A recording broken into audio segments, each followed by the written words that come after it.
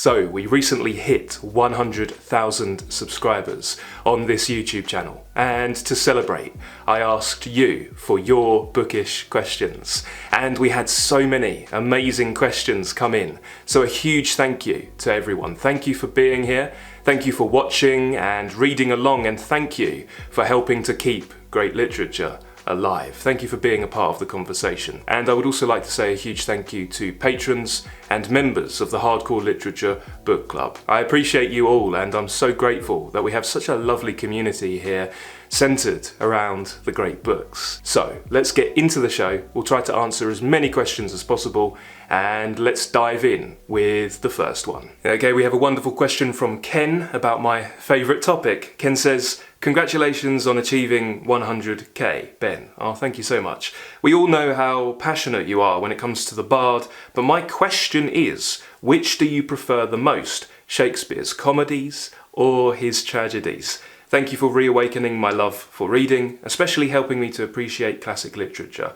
Looking forward to more exciting content. Greetings from the Philippines. So the really exciting thing about reading Shakespeare consistently over the course of your life is Shakespeare's like a Rorschach test, and he reflects your own emotional, intellectual and spiritual development. And nowhere is this more obvious than when you see your preference for the different genres shift. When I was young and when I first came to Shakespeare, my preference was of course with the tragedies, because the tragedies are sublime, they deal with characters in existential crisis, so I began loving the tragedies.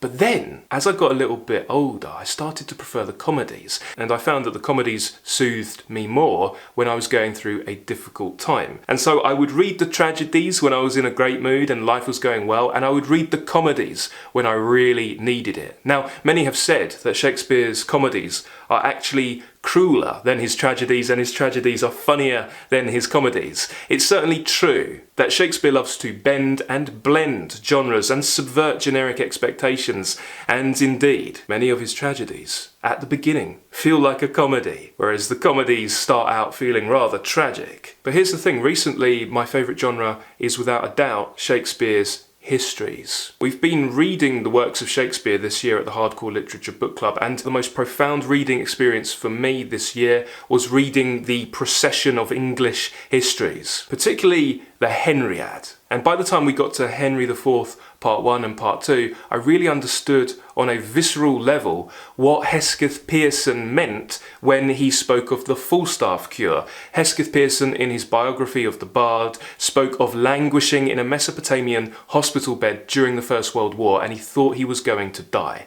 But it was his recitation of his favourite scenes from Henry IV Parts 1 and 2, particularly the scenes with Falstaff. It was his recitation of those funny scenes that sustained him and restored him to life. And when he returned home, he found himself in the grips of an existential crisis, and once again, Falstaff and Shakespeare saved his life. So for me at the moment, it has to be the histories. If I had to choose between the comedies and tragedies, I would say that is incredibly, incredibly difficult. At a push right now, I'd probably go for his tragedies. Thank you so much for a great question. That was a popular one. A lot of people have asked me, do I prefer the comedies or the tragedies? We got a question from Marina who asks, how would you approach a syllabus for your future child? Yes, this is something I've been giving a lot of thought. I have a lot of the Charlotte Mason guides. I think they're very, very interesting, and I know a lot of homeschoolers get a lot of value out of the Charlotte Mason syllabus. I think it's good to have a scaffold, and that's what they're really good at, and you should bring your own needs and your child's needs, your aims, your thoughts, your personality to the scaffold and play around with it. But it's always good to have something that you can adapt and build out yourself. So I'd probably recommend checking out some of the Charlotte Mason guides and putting together a syllabus based on the lesson plans, obviously being age dependent. There's another thought that I have about this that I really like, and this is something that I will be keen to do to get my children reading. Let's do a little mini show and tell. So we've got two books here. One I found in my favourite second-hand second-hand bookstore, and another that I went to some length to search out and find. These are very old books. We've got Robinson Crusoe and we've got The Swiss Family Robinson. Now both of these were favourites of mine. Now I've said that I didn't really read as a child, but there was an exception when it came to adventure stories like The Swiss Family Robinson. That was a favourite of mine. I also loved Robert Louis Stevenson's Kidnapped. Tremendous work. Now I think these particular editions were printed in the early 20th century or thereabouts. They might be even older than that, but books used to be really good. Like book series used to be really good. And we see that the Robinson Crusoe is part of a series called Stories Old and New. This is a children's illustrated series. And if you look at the inside of the dust jacket, a syllabus is there. You can see what books the editors have picked for you. We've got Don Quixote, and obviously that would be an abridgment very much like this version of Robinson Crusoe. It's adapted for children. We've got Don Quixote, we've got King Arthur and his knights, we've got the story of Les Miserables, we've got the Arabian Nights, Gulliver's Travels, Alice in Wonderland. And then if you check out the Swiss Family Robinson, if you turn to the back, there you have, at least for literature, yes, we need to teach children more than just literature, but you have, at least for your potential literature appreciation classes, you've got a whole year, more than a year in fact, sorted when it comes to your reading material, and you can just go down the list and pick those books because editors have already curated for you. And the editors back in the day used to be really, really good. It can be more difficult to find this sort of thing, this sort of structure today in the digital world because there's just so much noise.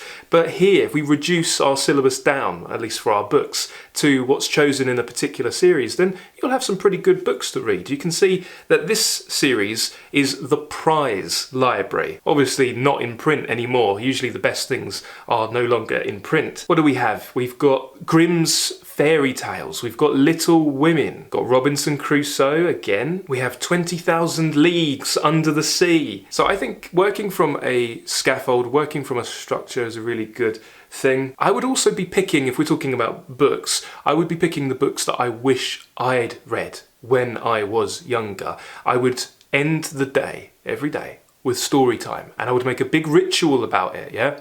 Have a library and have a section dedicated for your kids and make a big thing about going and picking the story. Maybe it's a continuation of a book you've already started reading and perform it together. Yeah, make a real event around it. Children ultimately just want to spend time with their parents, don't they? So what you're actually doing when you read them a story is you're giving them undivided attention. Those are the memories that we will go on to cherish in later life. Okay, we have another question. Congratulations. I have always envied your calm and concise manner of presenting your commentary, so this is much deserved. Oh, thank you so much. My question is this. How did you build the habit of reading in a world of easy distractions, especially literature that is difficult to read and requires your utmost attention, which is hard after a long day? And how do you retain enjoyment while doing so as to not let reading become a chore? Fantastic question, and another really popular one. Okay, this sounds a little bit obvious to me, but every time I mention it, I realise that I'm doing something a little bit odd here. And my first bit of advice is to put your phone on airplane mode whilst reading. And you should really check out a book called Deep Work by Cal Newport, because in that book he spoke about task switching and attention residue. Now, we think it's not a big deal if we just check an email and we're doing something important, but we think, oh, this will only be a second. I'll just go back to this person, or at least see what they want. The problem is when you task switch, when you try to go back to the task that you really want to do, and in this case that's deep reading, you're going to have attention residue, yeah? And it's going to take you a while to get back into the flow. Once you hit a flow state, it's easy to keep going and it's very, very rewarding.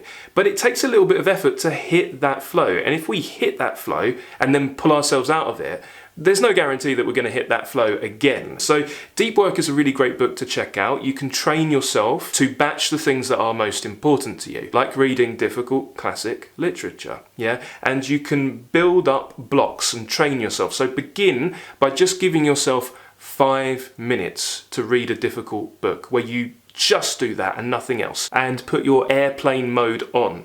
I have my phone on airplane pretty much all of the time. Begin with 5 minutes and train on a book that you want to read, and then next week, build it week by week.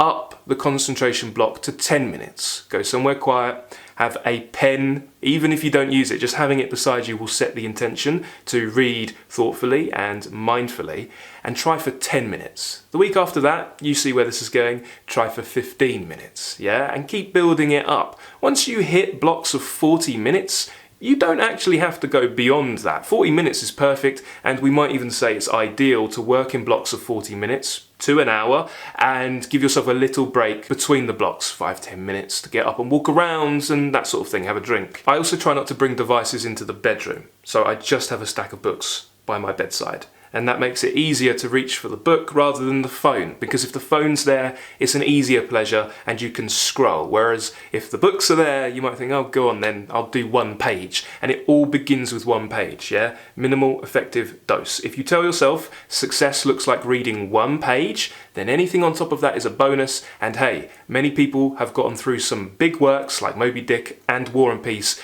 doing one page a day. Okay, we have an amazing question from Julia. Another Shakespeare question. I love these questions. Julia says, congratulations on this amazing achievement. It's absolutely well deserved. Oh, thank you so much. Currently, I'm doing my final thesis at uni on Shakespeare's Richard II, and I've been obsessed with the Henriad. Me too. What's your favourite English history play? And how about a special reading project of the amazing tetralogies? Can't wait to see what's next on your channel. Best wishes. Oh, thank you so much. We've actually already done that project over at the Hardcore Literature Book Club as part of a greater project where we're reading through Shakespeare in chronological order, or at least my proposed chronology, because we're not completely certain. There's a little bit of science, a little bit of art when it comes to discerning the order in which Shakespeare might have put pen to paper. This was my favourite part of the project. Richard II is incredible. I love how ornate and lyrical it is. Of course, it's one of the 4 lyrical plays. Written around 1595. What a brilliant vintage. What a brilliant year for Shakespeare lovers. We had Richard II, we had A Midsummer Night's Dream, Romeo and Juliet, Love's Labour's Lost. And then, of course, the lyricism came to a halt with the death of Shakespeare's son,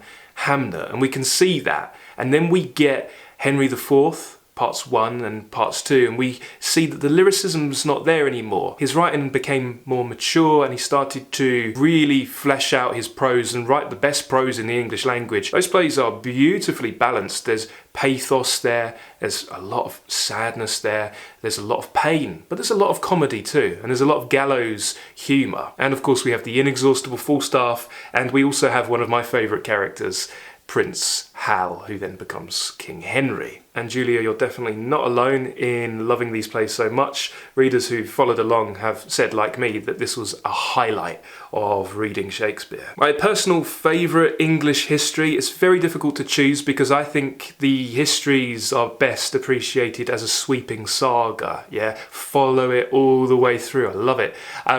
I would have to say Henry IV Part 2. Now I love part 1 as well, and I think they should be read together, back to back as a single piece, but I think part 2, with that painful rejection of Falstaff and the development of Prince Hal's character as he becomes King Henry, I think all of that is remarkable, and that play gets me every single time. I think it's amazing. Thank you so much for the great question, and good luck with your final thesis. Fantastic choice of topic. Okay, we've got a great question about one of my favourite novels, which goes like this. My wife and I got into reading classics together last year when I persuaded her to try the Count of Monte Cristo, nice one, and we read it together. However, we tried Middlemarch recently and it didn't go very well.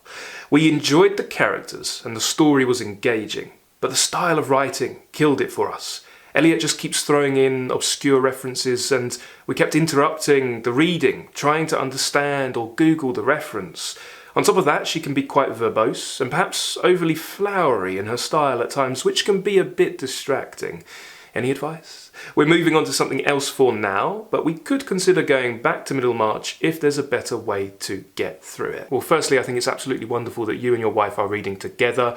These books should be shared. Yeah, if we read in solitude by ourselves, there's a lot of joy to be had when it comes to solitary reading, But most of the joy is when we share a book, when we're both experiencing the same fictional world. And I think that couples who read together are stronger for it. I think it's a relationship strengthener, or indeed it could just be an indication of already having a very strong relationship. So I think it's good that you've shelved it for the moment. I'm a huge advocate for putting a pin in our books if it's not the right time in our lives. And that's often the case when we don't take to a certain book. It might just not be the right time, especially if you've come off something that's so thrilling and high octane like the Count of Monte Cristo. It can be hard to go into something that's a bit slower, and as you said, the writing can be verbose. George Eliot is very cognitively challenging, and I timed myself once where I read George Eliot, I read a block of Middlemarch, and then I read some Charles Dickens. Now, Charles Dickens can be very flowery too. His prose is quite different from Eliot's, and he does have his challenges too, but I noticed it took me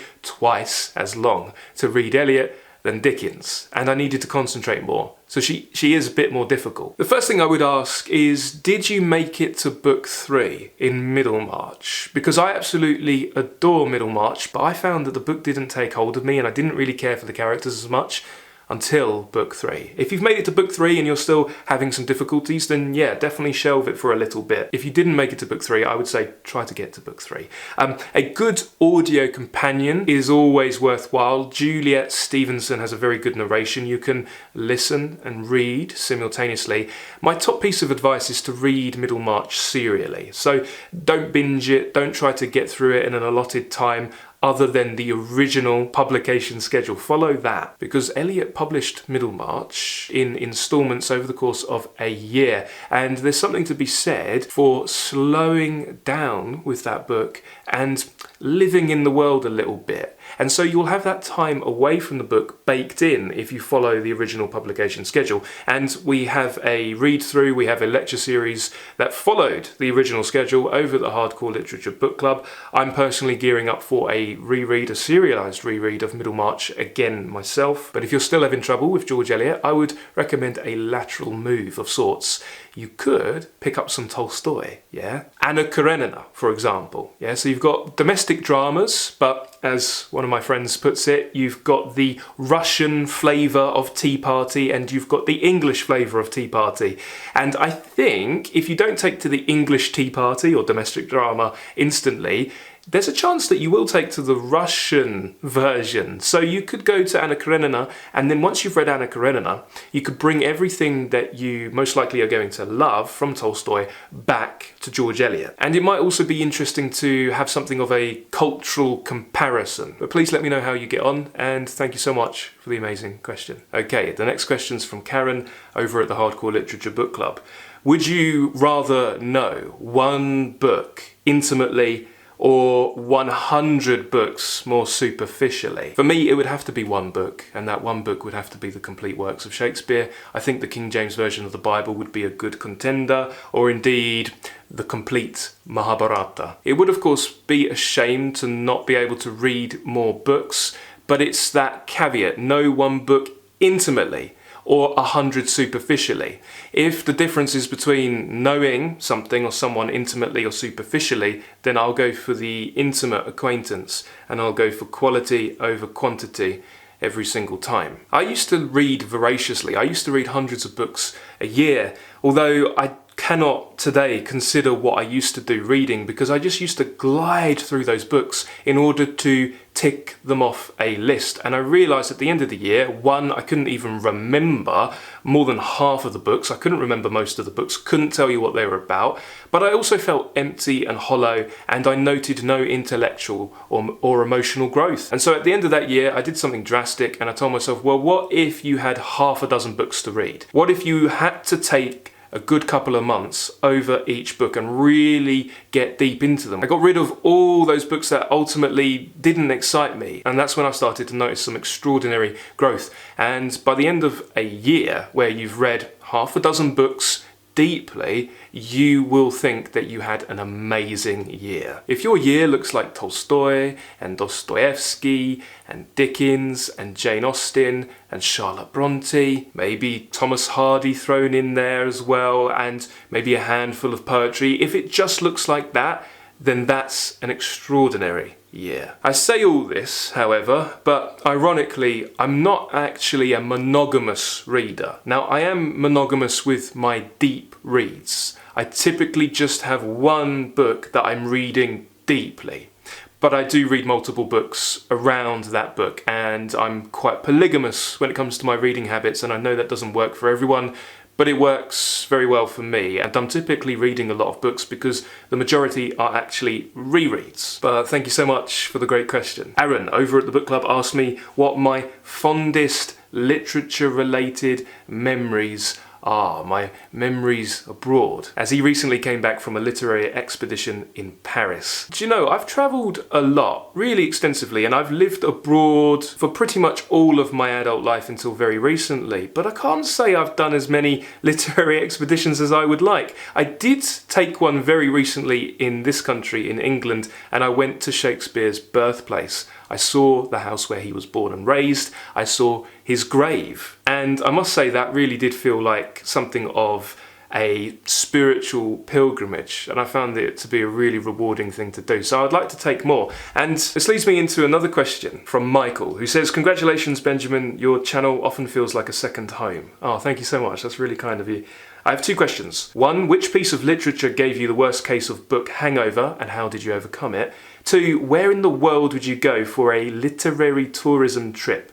For example, would you travel to Massachusetts and visit Jack Kerouac's grave, Walden Pond, Emily Dickinson's, or Herman Melville's house, or Brattle Bookshop? Okay, so we're talking about literary pilgrimages. Michael says, if you do, I believe that you would make great vlogs. Oh, thank you so much. I would definitely like to, and I am planning to do more on-location stuff, centred around the great books. For a literary pilgrimage, absolutely yes to Jack Kerouac. As I'm sure many of you know, Jack Kerouac was long one of my favourite writers. I did my final year dissertation on Kerouac and the Beat Generation, so I read absolutely everything he put out. I would also like to attend the Moby Dick Festival in Nantucket. I believe every year they do a read of Moby Dick that looks extraordinary. I would love to visit Victor Hugo's house in Guernsey. I'd love to go up north and explore where the Bronte sisters were raised. And I would also, and I think this might be my top one at the moment, seeing as I've already done my pilgrimage to Shakespeare's grave and birthplace, I would love to return to Dublin because it's been far too long, and I would love to bring my battered copy of Ulysses with me and do the James Joyce tour around town. That would be tremendous. Okay, worst case of book hangover. That's difficult because a lot of books have given me a book hangover. The one that was most recent was rereading the Count of Monte Cristo with the Hardcore Literature Book Club. I know I'm not alone there. Many readers have said that they deliberately slowed down and decided to stretch out their reading and not finish it because they didn't want the story to end. I must say that my thoughts do turn to Edmond Dantes frequently ever since we reread that incredible novel. I think War and Peace as well. We kicked off this year by deep reading Tolstoy's War and Peace. That one definitely left a hangover feeling. And if we're not talking about an afterglow, but we're talking about a pounding headache, the kind of hangover that feels like an all-consuming migraine, then I would have to give that to Dostoyevsky's The Brothers Karamazov, which has become one of my favourite novels of all time, and I think that has to be the most difficult book, at least one of the most difficult, top three, one of the most difficult books I ever brought myself to. And I would call that a life-changing book, but it's very, very difficult. And you'll probably want to take some paracetamol after reading it. Okay, we've got a question from Renan who says, "Congratulations on the 100k subscribers, Benjamin. Thank you so much. I would like to see videos about Brazilian literature on the channel." You know, this is a really popular comment, and I've been asked about Brazilian literature specifically more than any other literature, and we have a lot of readers, we have a lot of lovers of literature who are watching from Brazil. So thank you all so much for watching and reading along. Renan asks, have you read any books by Machado de Assis, I hope I'm pronouncing that right, and Clarice Lispector? I'm personally reading a bunch of Clarice Lispector's works at the moment, and I can definitely feel myself yearning to discuss her work. Machado de Assis, no, I haven't, but thanks to you, Renan, and thanks to many Brazilian readers, I picked up one of his works recently, and I'm very much looking forward to breaking into it. If anyone has any recommendations for more Brazilian literature and Portuguese literature as well, then I would really love to hear it, because I would love to go deeper. And whilst we're talking about literature that I would love to read more of, I got a really nice comment that goes like this: "Congrats on the 100k milestone. This is such a high quality channel. I really appreciate how in depth you go. Truly the best literature education I'll ever get. Honestly, much better than at school." Thank you so much, I appreciate that. I first found your channel because I decided to start reading Shakespeare in English, and I'm happy you popped up in my search. Greetings from Albania. Out of curiosity, have you ever read any literature from the Balkan region? I think I'm probably woefully underread when it comes to literature from the Balkans. If you have any recommendations for me, let us know. Where should I start? What book would you put in my hands to begin with?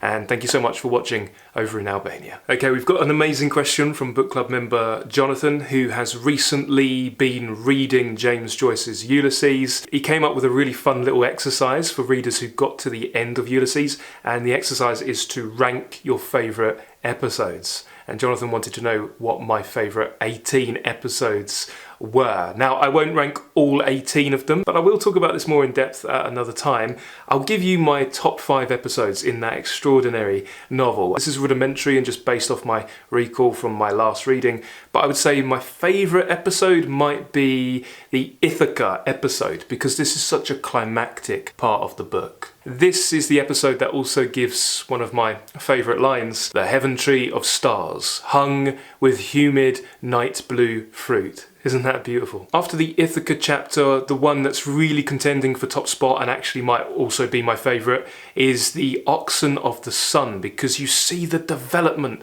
of the English language. I love seeing the evolution. I love Joyce playing with different literary styles, or the styles of different eras. He's in full parody form in The Oxen of the Sun, and it's very, very funny. I also read this chapter with a Guinness beside me, which is exactly how one should read James Joyce. After The Oxen of the Sun, I think for me it would have to be the Scylla and Charybdis episode, where Stephen Dedalus puts forward his Hamlet theory. Incredible, incredible episode. It's actually worth reading that purely in isolation. Even if one is not going to read Ulysses just yet, go to episode 9, Scylla and Charybdis, and enjoy it. Next, I may have to put the Sirens chapter, and this seems impenetrable at first, but once you know that the opening is supposed to be an orchestra tuning up, then you can see the motifs musically expressed. This is where Joyce comes closest, or one of the locations where he comes closest to breaking the novel.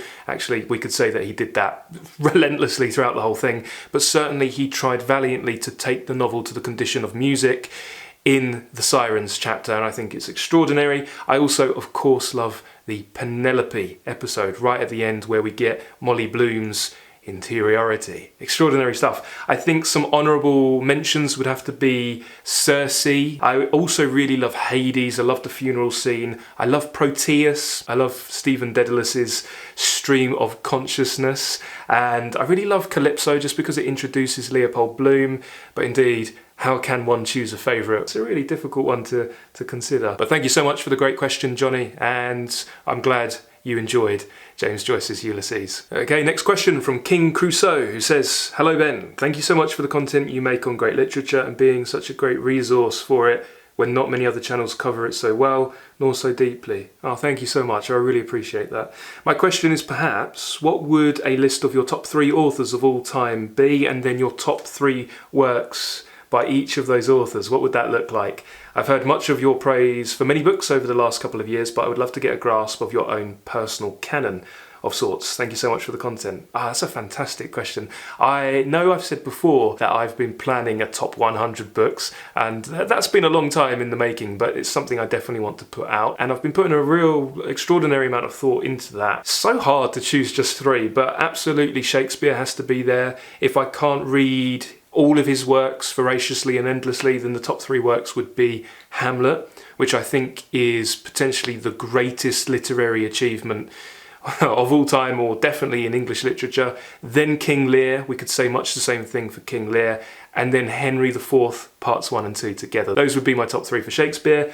Then I'd probably go for Tolstoy, and I would want War and Peace, Anna Karenina, and Haji Murad. Then it would have to be James Joyce for me, and it would have to be Ulysses, Dubliners and Finnegan's Wake. That will keep you occupied for quite a while. If I can be a little bit cheeky and throw 2 more authors in, then I might say Thomas Hardy, and I'd have Tess, I'd have The Woodlanders, and I would have Far from the Madding Crowd, but so difficult. Hardy, much like Shakespeare, is one that you just want to read endlessly, back to back. In fact, I always have a Thomas Hardy novel on the go. I'm always reading Hardy. Let's add Charles Dickens in there as well, and I would have Great Expectations, probably Our Mutual Friend, and The Pickwick Papers. That's a tough question though. I'd love to know who your top 3 authors are and what their top 3 works would be for you. Okay, we've got a great question from Marcel, who says, congrats on the milestone, Ben. Thank you very much. I started reading The Count of Monte Cristo after your video and got addicted to it immediately. Fantastic. I've been reading the big classics, one after the other, but this one is by far the most exciting and captivating. Do you have any other recommendations that fall into this category of being important world literature whilst also being a thrilling page-turner? You know, I would really recommend Eiji Yoshikawa's Musashi. Seriously, if you love The Count of Monte Cristo and you want another romantic adventure, then go over to Japan and follow this historical drama that centres upon this really fascinating individual, Miyamoto Musashi. And you said that The Count of Monte Cristo was thrilling and as a page-turner. You might also like the James Bond novels, yeah? And if you liked Edmond Dantes, then you'll definitely like James Bond. Go back to Ian Fleming's novels and just read through them. Ian Fleming will definitely get your adrenaline pumping. Okay, next question. Are there any classics of hardcore literature that you still haven't gotten around to reading? Congratulations on 100k. Ben, you've earned it. And that's from Brendan. So thank you so much, Brendan. Yeah, actually, let me show you a book that I picked up recently that I've only just started to get into. It's this sprawling work of Chinese literature by Cao Chu-jin, and you'll have to forgive my pronunciation, but it's called The Story of the Stone, or Dream of the Red Chamber. I've come to this very recently and I'm absolutely captivated. Another one that took me a while was Thomas Mann's The Magic Mountain. I think in a video last year I said that I was deep reading that, and I still am. I'm moving through it very, very slowly, deliberately so, and I'm absolutely loving it. I've also mentioned Gabriel Garcia Marquez before as one that I need to come to. I did read his works when I was much younger, but I've noticed that a lot of the books that I read when I was younger, I now wouldn't claim that I've read them, because my reading, as I've matured, has become a lot deeper and less surface. So when I say I've read something, I mean I've really brought myself to it and I've read it deeply and I've explored it. So yeah, Gabriel Garcia Marquez. I'd like to read more Thomas Mann, and I'm very, very excited to keep going on through The Story of the Stone. Okay, I've been asked what I think about manga from many, many readers, so I'm going to answer that here.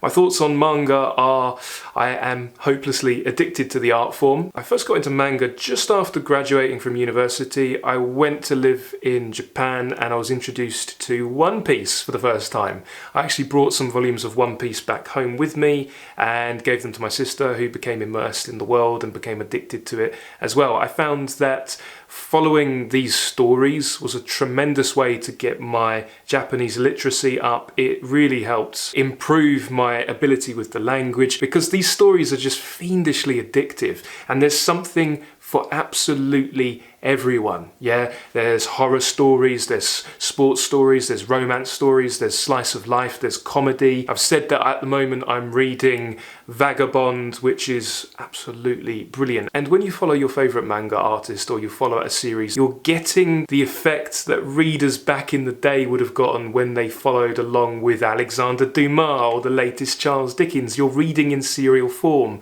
What I really love is that there's a community, and you know that when you're reading, you're not the only one, and you feel this sense of sort of invisible kinship with fellow readers, and you feel a kinship with the artist, you feel a kinship with the characters, and so there's a lot of comfort to be had with manga. Like with any books, some of the stories are designed to be rather dispensable, whilst others tackle the most weighty themes of the human condition.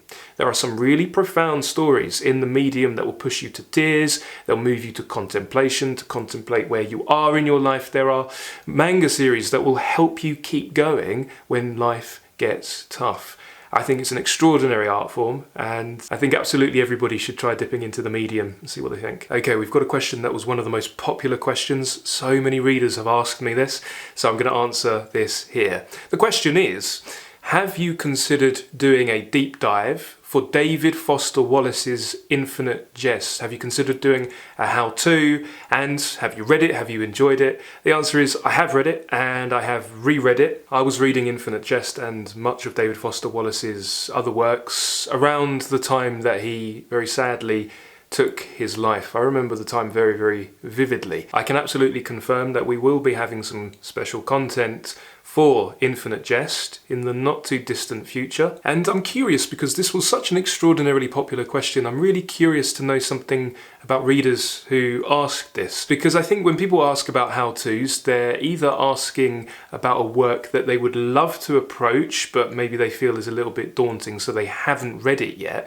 But very often people ask me about how-tos and guides and content for books that they have read and they've fallen deeply in love with it. So I'd really love to know whether this question comes from readers who've already enjoyed Infinite Jest and wrestled with it, or if this question is largely from people who want to get into it. A little bit of advice just off the cuff with Infinite Jest: definitely make sure you read the footnotes at the back of the book. I know everybody says this. I know the common bit of advice is to have 2 bookmarks. I think that's a really good bit of advice, and I think if you do not read the footnotes, and hey, I've heard from many readers who don't, you are definitely missing out. There's a whole lot of meaning in those footnotes, and you definitely need to read them. Infinite Jest is an extraordinary work. Yes, it's difficult. It doesn't give up its meaning immediately.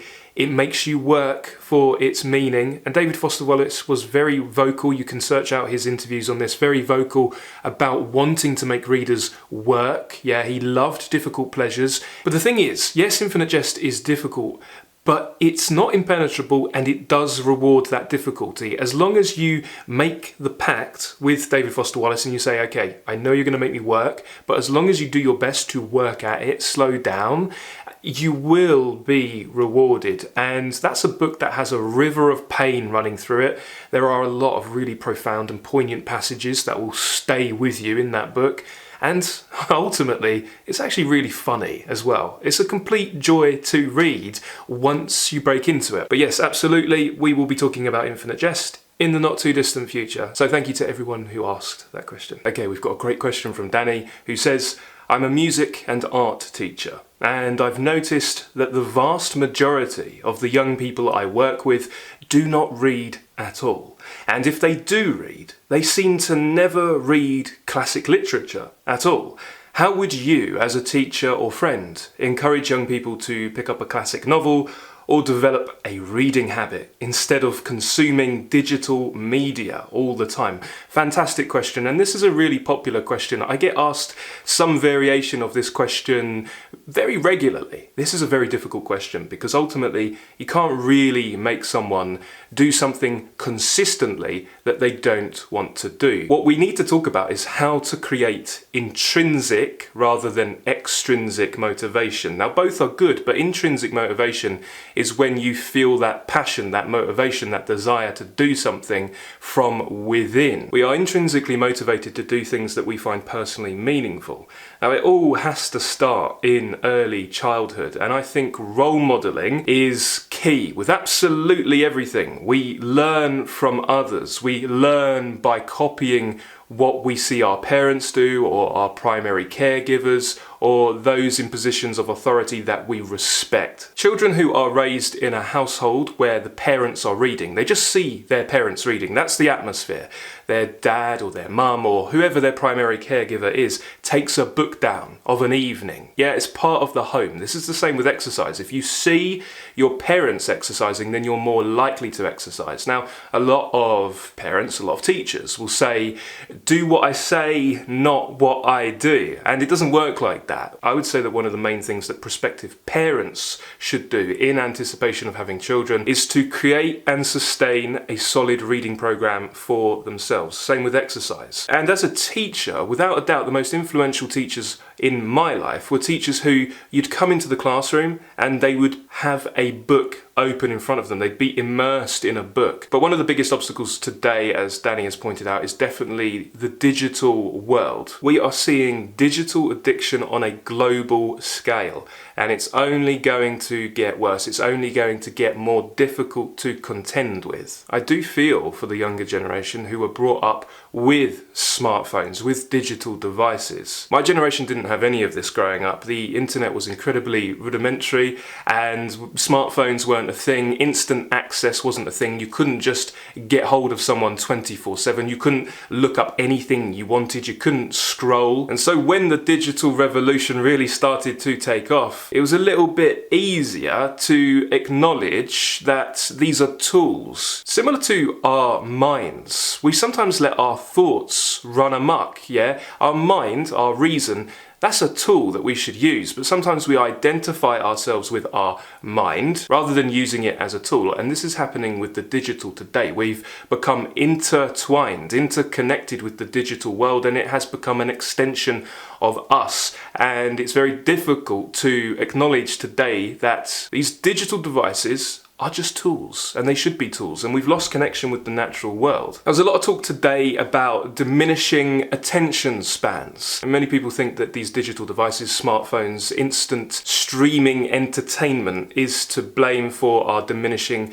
attention spans. Our attention spans actually haven't diminished. This is a concern that we've always had. If you read Cal Newport's Digital Minimalism, he talks about Thoreau, Walden, and how Thoreau went into the woods, went into solitude to get away from society. Around the time of writing, people were expressing very similar concerns as we do today when it comes to smartphones and streaming entertainment, but their concern was around the telegraph. But you had to go into town, you had to travel into town in order to use it, to send a message to somebody, and yet people were still worried that this would break up the flow of natural life and that it would fracture our concentration, our attention span. Today, the widespread popularity of long-form entertainment, podcasts that are an hour, 2, 3 hours long, these are really, really popular, attests to the fact that there is an awareness that instant gratification and short-form content and endless scrolling is not very nourishing. It doesn't sustain us. But this long-form content is nothing new either. If you go back 50 years and look up some interviews, some talk shows, you'll see that they look rather similar to the heavy-hitting long-form podcasts of today. Ultimately, when it comes to weaning people off the digital and getting them back on the analog, like with books, getting them into classic literature, more difficult pleasures, I think it needs to begin with awareness, not ceasing the digital activity entirely. I don't think that's possible anymore, and I actually don't think that's desirable. But schools could definitely use incorporating a few lessons that aim to illustrate the detrimental effects of endless scrolling, of instant gratification, because then, if you have the awareness, the next time you're scrolling, that awareness will be there, and that true awareness is the beginning of undoing an addiction. This is the case for anything addictive, whether it be food, whether it be smoking, whether it be something harder. I gave up smoking thanks to Alan Carr's book, How to Stop Smoking, and throughout the book he encouraged the smoker, which was me at the time, to keep smoking. And as he educated me, the cigarette became more distasteful. Up until that point, I'd tried absolutely everything and nothing had seemed to work. But over the course of the book, as I became much more aware of what it was really doing, I didn't even want to smoke anymore. We could also use more lessons in schools on mindfulness. And this can work for any subject. If you're teaching music, if you're teaching art, you can bake some mindfulness into your lessons. I do this with literature. And as you're teaching your subject, you're also teaching the students how to deal with life and how to deal with the modern world. And in addition to teachers baking in mindfulness into their lessons, a good teacher is going to talk to their students in terms of vision.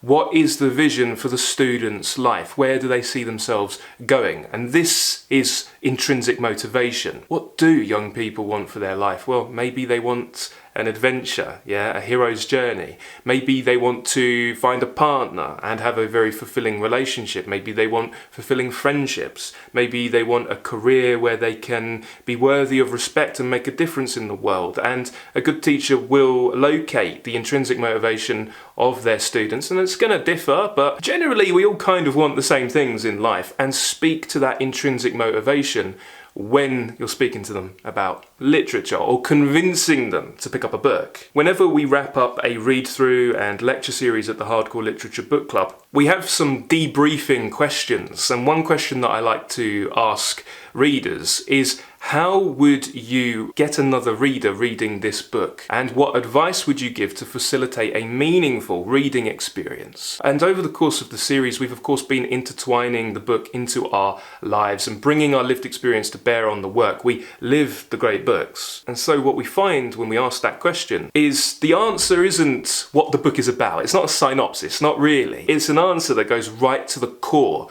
of the human condition and speaks to what really drives us. But this is an incredibly difficult topic, and honestly, I think we are long overdue for a rehaul of the educational system. And if we can get the population generally reading more, then a certain percentage of that population will go on to be parents, and of course it always starts with the family, it starts at home, it starts with one's own children. Thank you so much for the amazing question, Danny, and you're doing a tremendous job with your channel, Danny Sabra Art. Keep going, and thank you again. Okay, we've got a few questions from Ryan, who asks, how did you start reading? Well, I would say I have my grandmother and my father to thank predominantly for that. My grandmother was dropping these breadcrumbs for different writers and I followed them up, and my father encouraged my reading habit, and when I was younger he would take me to the theatre. So I have those two influential figures to thank. Also, I have a handful of very good teachers who really enthused me. I have my sixth form teacher for English literature to thank, and I'll never forget our lessons for Great Expectations when he sat on the desk and did all the voices. I've been thinking recently that I would like to reach out to some of the most influential people in my life because there's a few teachers. I've been very fortunate to have a few good teachers, and I would like to reach out to them and see if they would at some point like to do a sort of informal interview or a conversation. I think that would be a lot of fun. I think that'd be really interesting. Next question, how many books have you read so far? Do you know, I have no idea, but thousands, I think thousands. What was the most valuable lesson you learned? And tell me what your favourite quote from a book is. My favourite quote, and I'm paraphrasing, but this is roughly how it goes, comes from the end of Ernest Becker's The Denial of Death. And Becker tells us that the most that anyone can seem to do is to fashion something, an object or themselves, and make an offering of it, so to speak, an offering up to the life force, a drop in the confusion. I love the sentiment there. I think that's a really powerful thing to keep in mind as you go through life. What was the most valuable lesson you learned? Honestly, if you bring yourself to imaginative literature, you're living vicariously.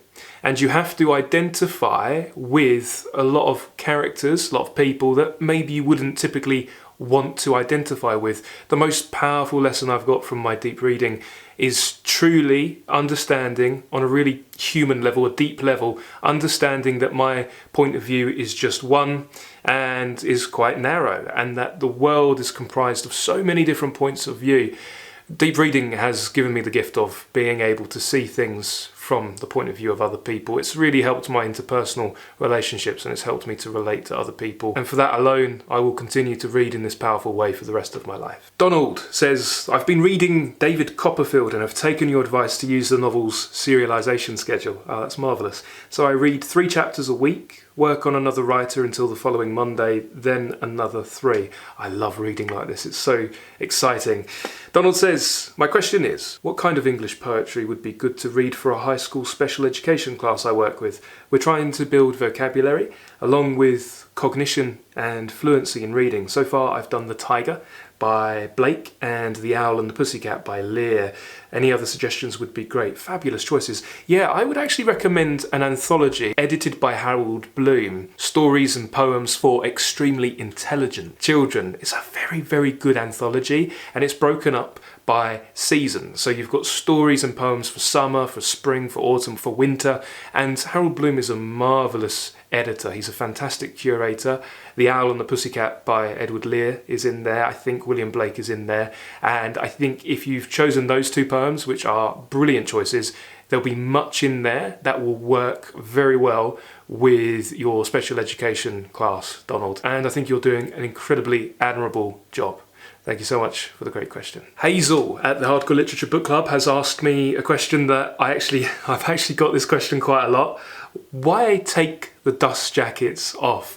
Yes, I think in a lot of my older videos, I made quite a thing about taking the dust jackets off. There's not a huge reason beyond the aesthetic. I just really liked the look of a book without the dust jacket, though in recent years I've come to want them back on because I take my books out with me and they do get a little bit dirty, they do get a little bit beaten up, and so the dust jackets have a real utility to them. But some dust jackets are actually really beautiful as well. So some of my everymans are still nude, but for the most part it's mainly just an aesthetic choice on my end. Susan at the book club has asked me what I make of Michael Katz's new translation of Dostoyevsky. I'm loving it so far. I've got his Crime and Punishment and I set The Brothers Karamazov to pre-order, and I've not read all the way through, but I think Michael Katz does a tremendous job. Suze has asked me about candy reads. Yeah, so popular work, non-classic work, dispensable reads just for fun. For me, my candy is Thomas Hardy. I know that doesn't quite fit the criteria because he's classic literature, and also Jane Austen. As I've said elsewhere, I read Pride and Prejudice over the course of this year and last year, back to back 3 times over, and I read her other novels too. I think she is very, very good, but these two writers are classic writers. But for candy reads, I do like Agatha Christie. Yeah, James Bond novels are good, but Agatha Christie is wonderful, particularly Poirot. I've had a lot of people ask me about contemporary writers that I enjoy. The contemporary writer that I'm loving at the moment is Elena Ferrante. Her Neapolitan Quartet is extraordinary. I also like Kazuo Ishiguro. I like Cormac McCarthy, and alas, he sadly passed away very recently. I was asked what I did to mark the occasion when Cormac passed away. I heard about it very swiftly from a book club reader, and then many more readers started to tell me. Personally, I marked my appreciation in a video over at the club, and I also went back to Blood Meridian and I reread my highlighted passages and just spent time thinking about Cormac and appreciating his work. Okay, great question from Pablo, who says, congratulations, 100k is no joke. Thank you very much. I love my rereads as much as rewatching your videos. Is it normal to cringe at old marginalia? Absolutely. It's interesting because you realise that we're not the same person over time. We do change. There's the past us, there's the present self, but there is something static that is us, the eternal you. And so you read your old marginalia and you see your younger self and you recognise them, but you also recognise how much you've grown and how much has changed. I think if you don't cringe at your old marginalia and notes, then you're doing something wrong. I think it's a brilliant sign that you're cringing at your old notes, because that means you've grown. Yeah, so it's a really good thing if you're doing that. Pablo also asks, have you ever felt the call of a book you've never read before? I feel Moby Dick is calling to me for some reason. Yes, you can hear the whale song calling you, can't you? I guess that's 2 questions, but anyways, thanks for making the world a better place to live in. Greetings from Don Quixote's Spain. Oh, wonderful. Thank you so much. The call of a great book. Moby Dick, definitely. I read Moby Dick first when I was very, very young, and a lot of it went over my head. But when I returned to it, when I was a little bit older, I suddenly was just thinking about loomings. Call me Ishmael. I just recalled the opening chapter and I felt a call and a pull back to it. So I know what you mean there. Recently I've felt a very strong pull to the story of the stone. Can't quite explain it, but I definitely have felt a pull towards this work. Okay, next question. Hi Benjamin, congratulations on your 100k subscribers. Thank you very much. It was after watching one of your videos that I was convinced to pick up Tolstoy's War and Peace. It was a life-changing masterpiece and I'm forever grateful that I came across your video. Oh, nice one. My question is, which literary movement do you identify with the most? Which time period had the writers that made the biggest impression on you? Well, I would say that I don't identify with postmodernism, though I do enjoy reading postmodern works. I don't really identify with a whole lot of modern stuff. I don't fully identify with the Victorians. That wouldn't be the right way to talk about my relationship with the Victorians, but I do think they're great storytellers. So I love just reading the Victorian era. Of course, that was rather a repressive era, but we can see that the great works are those ones that kicked back against the atmosphere of repression. Personally, I love the Elizabethan age purely for the beauty of Shakespeare alone. But the late 16th century, I love the courtly poetry, I love the romance of it all. And I also like the Romantic era, and I think we do identify with Wordsworth and Shelley, Keats and Blake and Byron, because they taught us, like Shakespeare, and indeed they are modulated by Shakespeare and they're influenced by Milton as well. The Romantic poets taught us how to think. We see the rise of the sovereign individual when it comes to romantic poetry. And so I think I identify with romantic poetry the most. And next we got a question from Henry who says, "Congratulations, Ben, you are truly deserving of admiration." Oh, thank you so much, my friend, I appreciate that. Question: how much time a week do you spend doing YouTube versus reading versus other activities? Well, creating content generally is the overwhelming majority of my time. I'm pretty much always creating a lecture for the Hardcore Literature Book Club, or I'm working on a podcast or a discussion or a video. Those how-to videos, they take an enormous amount of time and effort to build out, and I'm typically working on at least half a dozen to 10 different things at any one time. So I must say my week and my days are predominantly comprised of content creation. I'd say there's an 80-20 split where 80% of my time is doing that and then 20% is for reading and other activities. It's funny, I think people think that reading takes up the bulk of my work when it actually doesn't really. It's the research and the creation and the performance and the editing and everything involved in content production takes up a lot of the time. The actual reading that I manage to get per day is a couple of hours at the end of the day, typically speaking. Other activities, I like to exercise as frequently as I can, which typically means going to the gym, lifting some weights, doing some cardio 3-4 times a week. I like to go on long walks through the countryside because I find it helps my thought process. As we're all quite immersed in the digital world, it's more important than ever to designate time to step away from it and to have a conversation with yourself and to re-engage with the natural world. But yeah, the overwhelming majority of my time, pretty much all day, every day, is set up for content creation. Okay, we've got a question from Sachit who says, "Congratulations on the milestone. Been a subscriber since you had 3K subs. It's been a really wonderful journey up until now." Oh, thank you so much. You've been here since the early days. It's been really nice to hear from subscribers who have told me when they subscribed, what the count was when they subscribed to the channel. So thank you all so much. Whether you've been following along for a few years now or you're new to the channel, I appreciate you all. The question is, how do you approach a book you've never heard about before? Do you like to do some research before starting that book, or do you prefer to read it without knowing anything about it? Really appreciate the work you're doing. Love from India. Yes, and love to all readers who are watching over in India. Thank you so much for being here. I appreciate you all.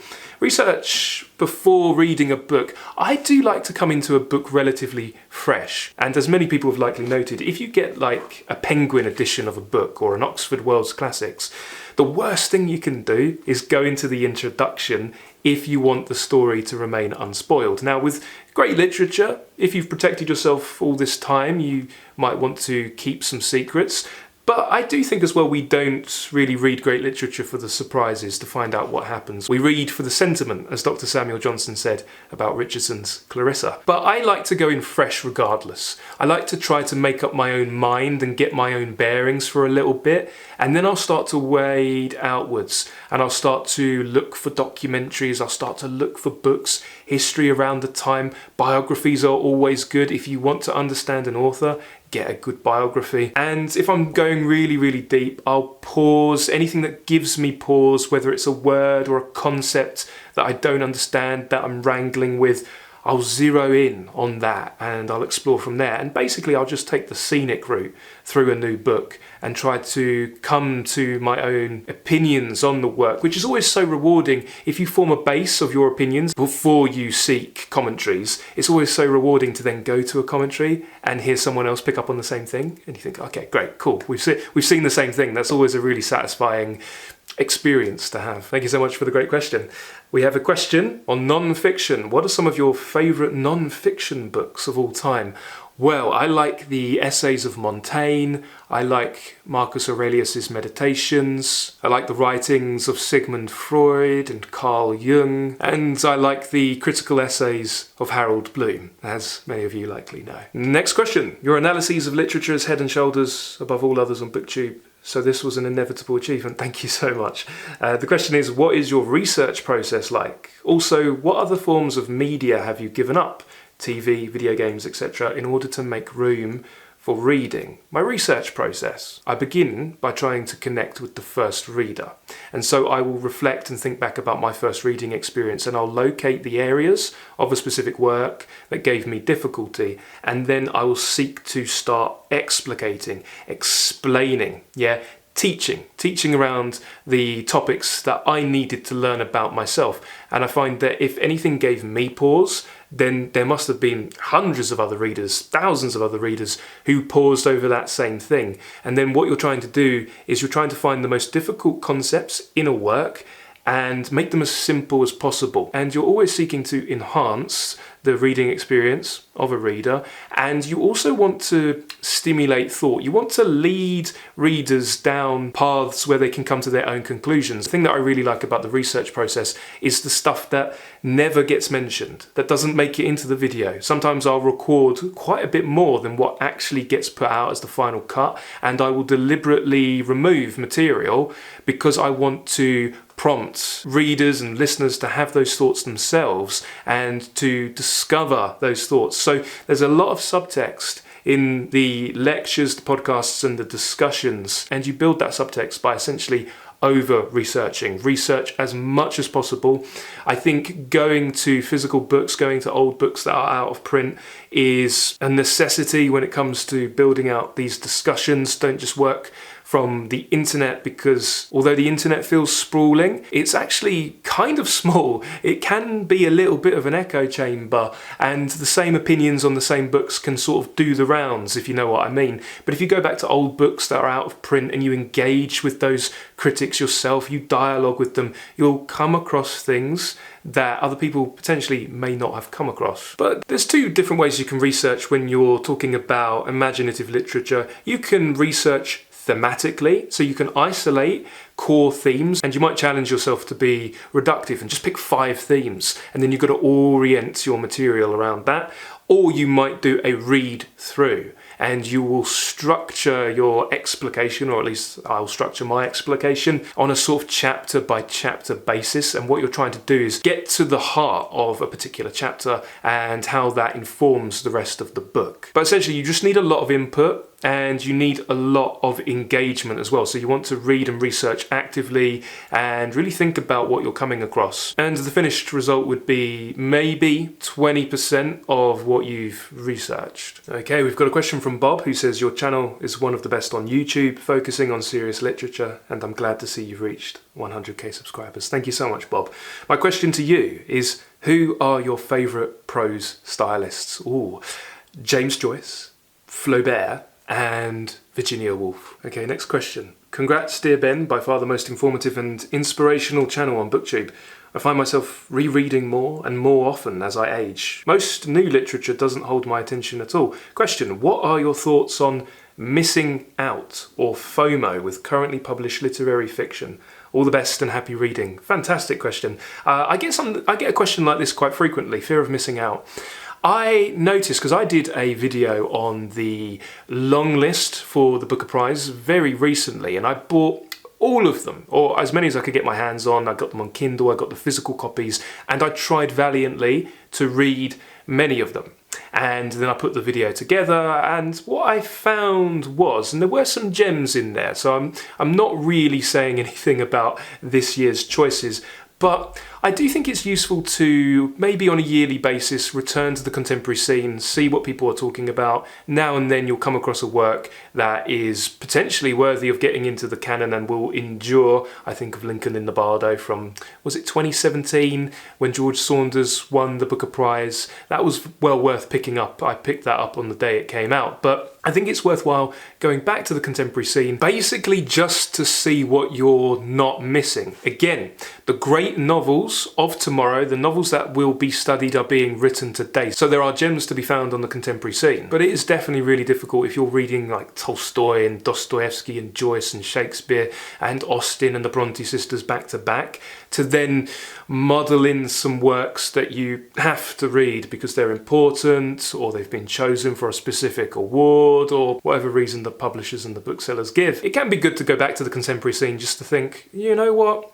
This isn't really doing it for me. And I think the deeper you get into that really hard-hitting literature, that life-changing stuff, the more you will come to the conclusion that life is very short and we're working with a finite amount of time, and there isn't enough time for any of us to be reading works that don't change us for the better or don't improve our lives. Life is too short. Life is too short to be reading lackluster books. So to combat fear of missing out, I think scheduling is a really powerful thing where you sit down consciously, and you might want to do this at the end of every year, and you might also want to revisit this every month. Sit down consciously and plan what you want to read. And that means not what you think you have to or what someone else is telling you should read, but plan those books that call out to you, yeah? Where you think, I've actually really wanted to read that book. I wanted to see what that's all about. And you list it, and in a moment of presence, you choose. And then later down the line, when you get that nagging feeling of FOMO, you can consult the list you made and the directives you issued yourself. And this can be iterative, you can change it. That's why you check in every month. You might check in on a weekly basis, but just consciously make the decision to spend time with the works that ultimately you know you want to read. And it might just be a handful each and every year. And deciding everything we're not going to read is potentially more important than deciding what we will read, or it's as important. Cindy at the book club has asked, would I rather have a story with style or substance? Tremendous question. I love this question. Some writers are heavy on the substance and they're not particularly ornate when it comes to style. Yeah, I think of William Blake, yeah, because William Blake is a powerful writer, he's a visionary writer, he's heavy on the substance. But the style, and people might argue with me on this, that's fine, but I think Blake is more substance than style, and that's actually part of his style. That's what's endearing about him. But this also makes him incredibly difficult to read. Ideally, you want both, and I think great literature is when substance informs style and there's a symbiotic relationship between them. So you're getting some pleasure from the prose and the style itself, but you're also meditating on these difficult, weighty themes. You're identifying with the characters. And I think substance without style can still be genius, but style without substance is always going to be hollow and empty and liable to end up on one of those contemporary book prize lists. Personally, if I had to choose, I would go for substance over style. Okay, we've got a question on the practicalities of my reading here. Congratulations! I've been following your channel for quite some time and I'm so happy for your success. Could you touch on how reading fits into your personal daily life in a practical sense? I.e., when do you read during your day, how much, how long, where do you read, etc.? You might not think that would be of interest or helpful to others, but it would be to me. I'm having trouble integrating more reading into my day. Do you have a fair amount of privacy and quiet?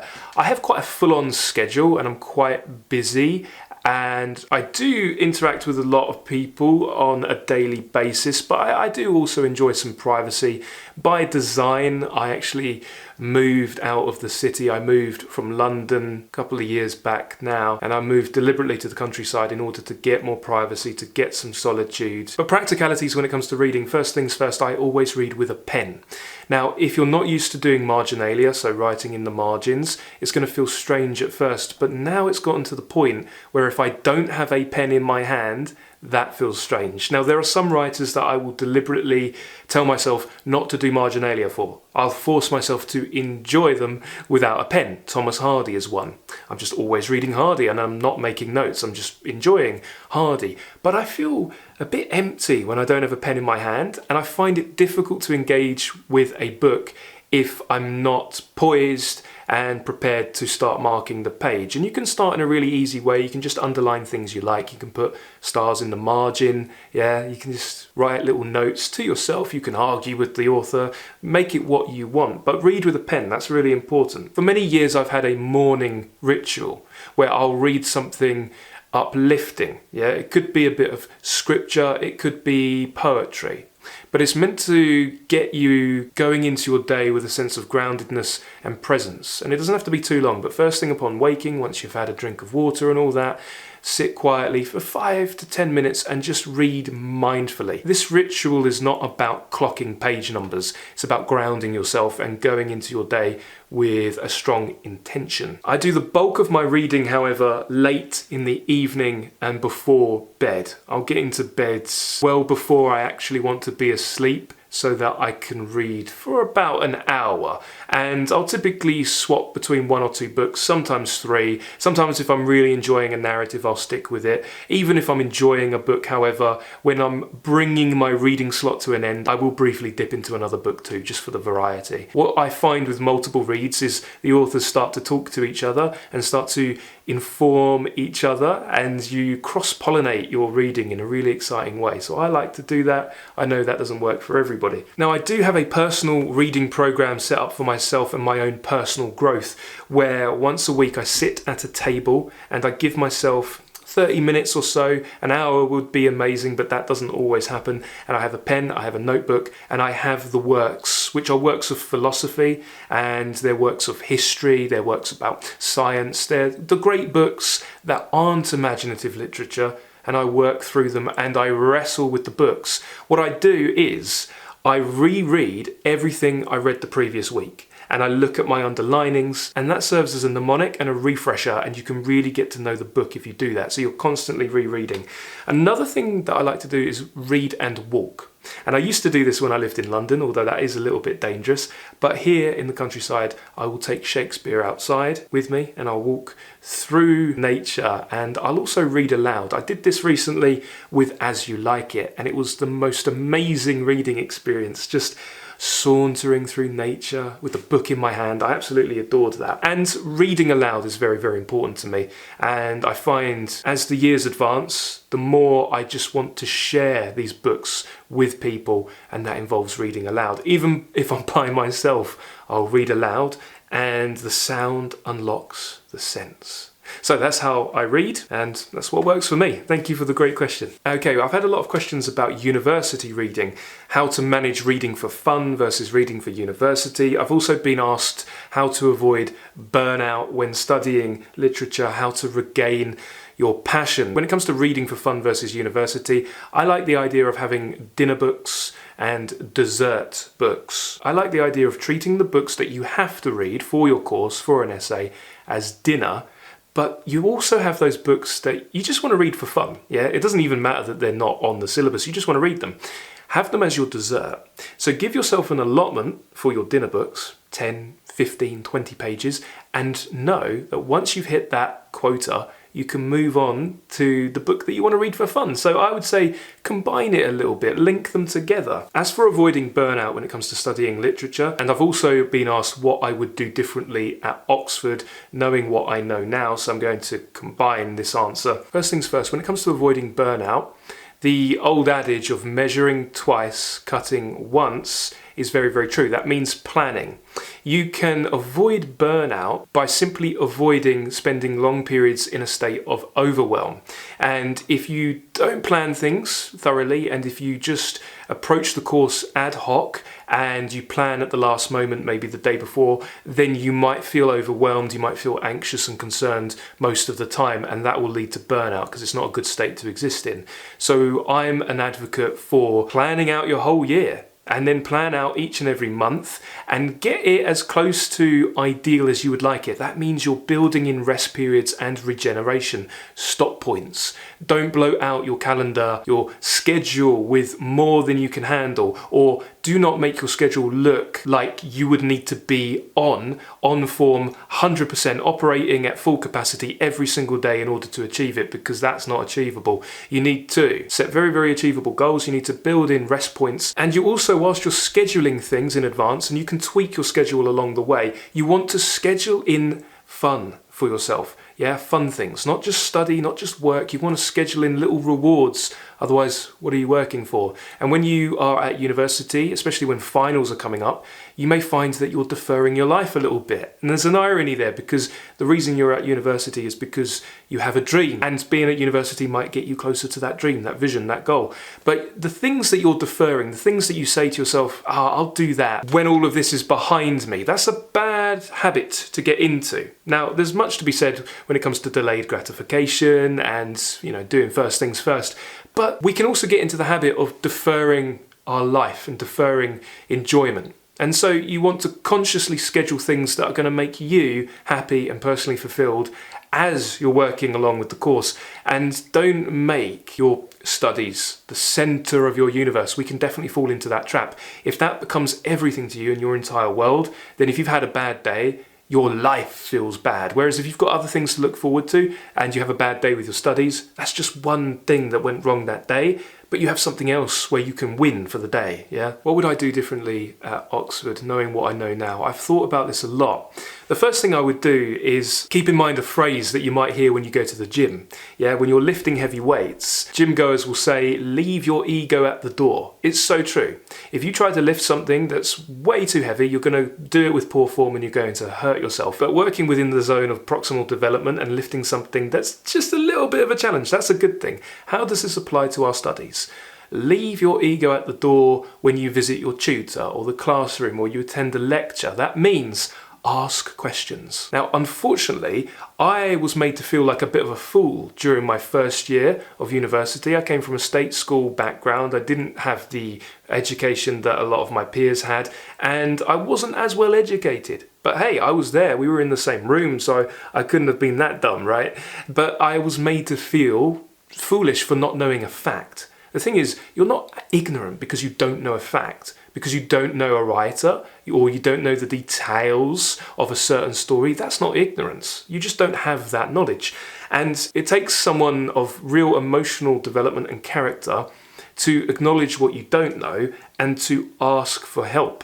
The problem is, I didn't ask any questions for my first and second year, not really, because I was afraid of looking foolish. By the time I got to my third year, I was all business and I was serious and I didn't care, and I put the ego aside and I really grew, intellectually speaking. So I asked loads of questions. Another thing that I would do is go to every lecture. I didn't really go to lectures at the beginning of my academic career, but in my final year I packed out my schedule with lectures and classes, and it really was a complete game changer. In addition to all of this, I would recommend having a solid extracurricular. Now, I was actually really good at this. I had quite a few extracurriculars and they were really quite a lifeline when studies were tough, when times were tough, but I would definitely do that again. Make sure you have a passion that's outside of your studies. I think that's a really useful thing. And also just a little bit of perspective as well. When you're mired in your studies at university, every bad moment is a disaster, it's a catastrophe, and it's your entire world. But it's funny, now that I'm removed from that world and I'm older, I look back on that time and I think, what was I worrying about? So a little bit of perspective, and I think that's the thing that these books can give us. It can help us zoom up out of ourselves and give us a healthy dose of perspective. Okay, I've had many readers ask me when the schedule for the Hardcore Literature Book Club for next year, for 2024, when is that going to be announced? The answer is very, very soon. It's actually going to be announced later this month at time of recording, and I'm very, very excited. An enormous amount of work and effort and love and planning has gone into this schedule, and I think you're going to be really excited about it. It's going to be a very, very special year, so we'll have that announcement soon, and I would like to say a huge thank you to everybody reading along with me at the Hardcore Literature Book Club, which is at patreon.com/hardcore literature. I appreciate you all so much. And I'm looking forward to experiencing the great books that are on the upcoming schedule with you. And I'm going to leave it there for today. My goodness, there were so many amazing questions. I think I'm going to have to do a part 2 because I just scratched the surface of the questions you guys asked me. I really appreciate you all. Thank you to everybody who submitted a question. Thank you for following along, reading along, and thank you so much for continuing to keep great literature alive with me. I appreciate you all, and I hope you have a lovely day. Happy reading, everybody, and bye-bye for now.